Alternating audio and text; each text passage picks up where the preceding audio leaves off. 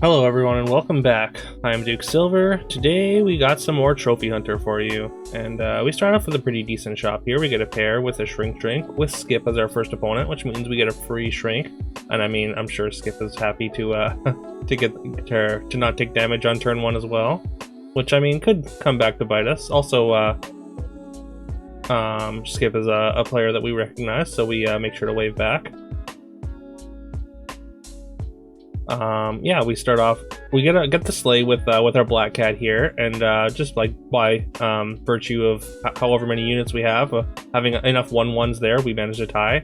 And then we get this shop. We've already cast 2 Shrink Drinks, and here's a third Shrink Drink with a triple pig plus the Lonely Prince triple in the shop. So pretty good start here. Even if there's not a ton of stats on this board, we're gonna get a couple treasures at least. I think it's a pretty easy Crown of Atlas here. And I mean, because we got 3 animals in the shop, of course, plus the black cat benefits from it. We managed to win that one and deal some golden damage to Fates.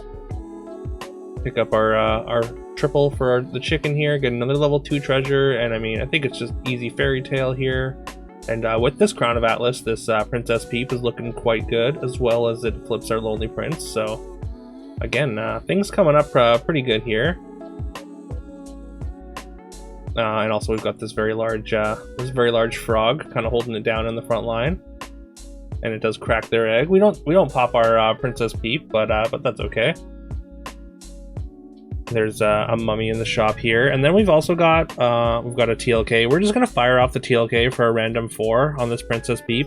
Like, it's good with the Crown of Atlas, but there's so many good hits on 4 that I think it's worth it here. And we do hit Godmother, which is okay. And this other chicken plus this Sure Shot in the shop is looking like a lot of stats. We can trade out our golden chicken for that, and I think that's just what we're gonna do. Adding a 5/4 as well as only losing 1/1 on the replacement chicken there seems like a great deal to me.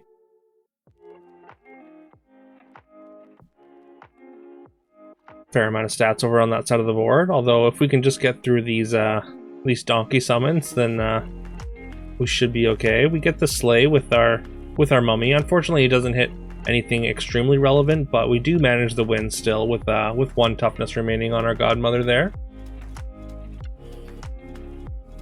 There's a Beauty's Influence. We have this Godmother. I mean, we might as well Beauty's Influence this mummy, although like it can make things a little bit awkward later, just in case we end up like wanting to be pumpkin or something like that with the mummy on the board. But I think it's worth it in the short term for this turning it into an 8/8 and giving it a pretty good chance to slay on 3.2 here. Although there were 3 things on their board that had more than 10 toughness there, so getting the 1 in 4, or I guess it was a 50/50 slay after their first attack, was pretty fortunate for us. And we do end up winning that fight against a Horde Dragon who is doing very well treasure-wise. And we get to triple another chicken, and we find a bounty board. And I mean, as Trophy Hunter, of course, it's just a pretty easy pick for me there, just the slam bounty board. And we've got the second mummy, and we're going to sell this golden chicken for this Sporko. It's got an extra stat because of this fairy tale, as well as it's going to help us get these mummy slays, which in turn are going to give us some econ with this bounty board now. So that's fantastic. We get both slays as well, which makes very short work of their board. And then we even slay with the cat for good measure for an extra gold there. So getting 3 extra gold this turn is great. We get another level 2 treasure, which we are going to take here. And the skipping stone that we passed in the last one, like I was considering skipping stone, but I mean, you probably can't pass bounty board ever on Trophy Hunter. But skipping stone as a 3rd treasure is always very, very, very good. We've got 2 pairs here, plus, I mean, we've got econ, so we've got lots of rolls, as long as we can get our slays. And that we should be able to get our skipping stone done relatively quickly. You don't always want to take experience on Trophy Hunter, but there are definitely payoffs for going to 6 early. Unfortunately, we missed the 1 and 3 or the 2 and 3 slay opportunity there. And it looks like they're just gonna have the attacks from the opposing side are just a little bit better than ours, and we do end up with a loss there, not being able to attack with our large range on the back row. But yeah, going to 6 early. Speaking of going to 6, we're gonna pop our skipping stone here with a treasure map, no less, which is fantastic. Also going directly to 5, and we find a Baba Yaga immediately. So the things are, you could say, are going well in this game so far. The Baba Yaga also going to increase our econ with the extra slays we get, and this golden mummy should be able to slay. Like 17 is like, I mean, it was 50-50 to slay against that board in particular, but unfortunately we do not get that slay. And then we come up against, they spawn Juliet, but the Eye of Ares actually ends up working out kind of against them, giving a bunch of extra power to our ranged backline. And there is another friendly spirit, which we would happily triple for a level 6 treasure here. A 6 or a 7 would be fine. I mean, we don't really have a way to get this lance done immediately, although like we can put +8 attack onto it, so a Queen's Grace would get it done.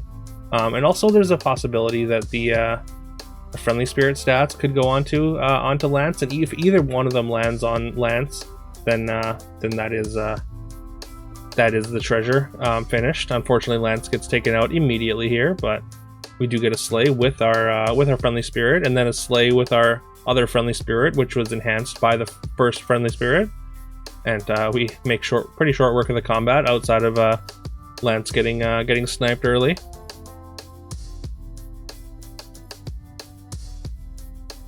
There's a Sporco triple, and yeah, we're not gonna mess around too long. We'll just take our level 6 treasure, and I mean we could take the Singing Sword and Spear, both very good here. Like they enable our slays, but I figure we might as well just go for broke. We're at 36. We can afford to take a Pandora's box, so let's do that. There's quite a few good hits. Like Magic Sword is always fun. It just basically guarantees any slays. Like obviously Black Prism could be good. Even Fairy Queen's Wand enhances our board quite a bit and allows us to keep getting slays. I mean, Holy Grail is a little bit slow, but we have plenty of time. We're at 36, and there's still lots of Brawl left to play here. Unfortunately, we do miss a slay on the with the mummy there. We did get the Lance treasure here this turn though, thanks to that Queen's Grace.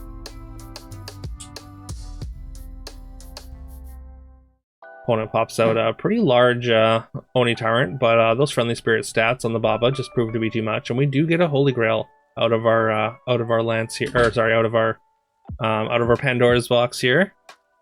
So I mean, we're on 6 early, and yeah, we're gonna be able to Holy Grail next turn, and basically we're gonna try and just build our ideal trophy hunter board.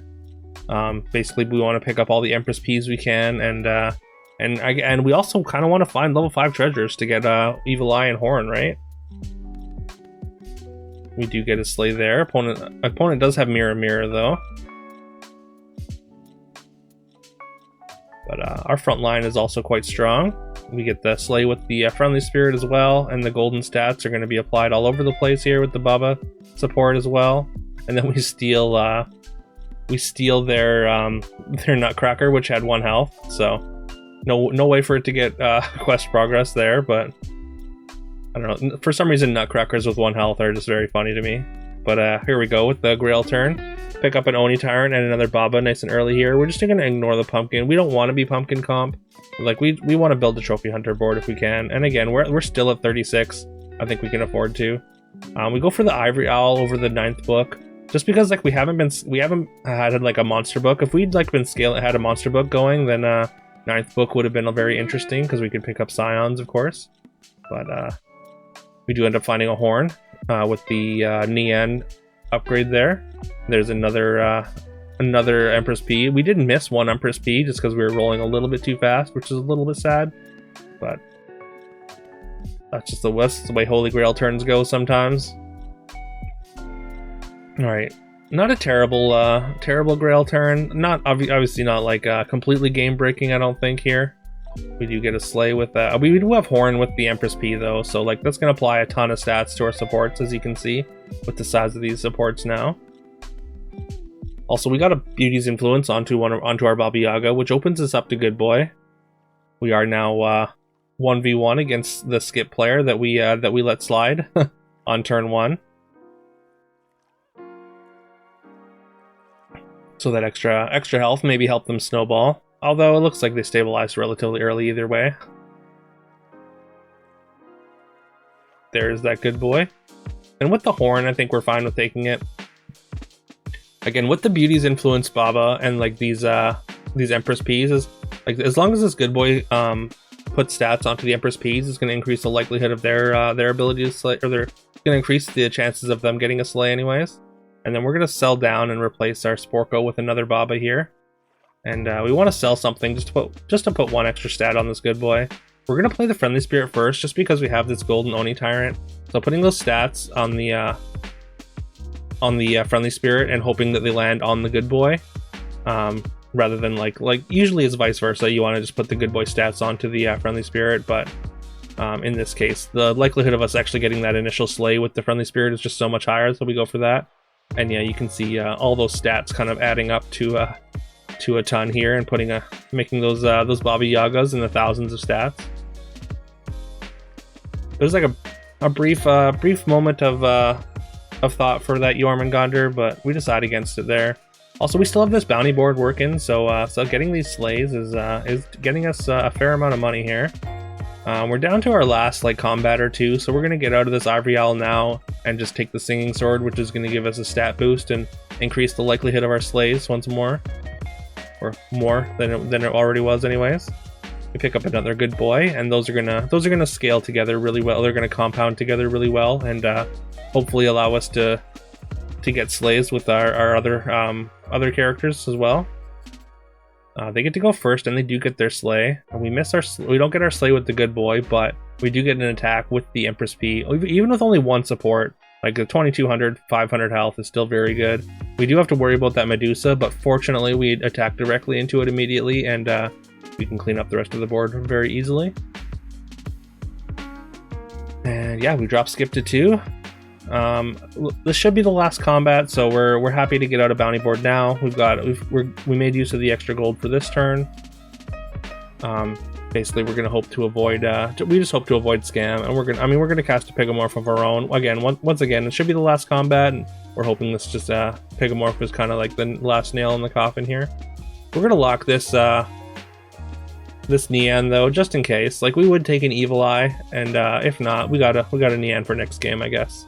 Looks like opponent teched in a Doom Breath here, but unfortunately for them, the Doom Breath doesn't quite hit hard enough. I mean, it did take out our good boy and our big Baba, but it just still wasn't enough, as the rest of our board was still big enough to overwhelm them pretty significantly. And yeah, shout out to AWEP, aka #sniped, who also streams the game from time to time. That was our opponent there, and the person we waved to in the beginning. But yeah, there we have it. Another bounty board. I mean, we had bounty board plus Holy Grail, so there's just all kinds of money flying around in this Trophy Hunter game. So yeah, like, we didn't get to build like I wouldn't say like this is like the best final version of a Trophy Hunter comp, but I mean, getting to play with Empress P isn't always accessible with Trophy Hunter, just because like you need some way to scale it, because by the time you get to it, usually it's not big enough, and the Babas don't only provide so much attack, right?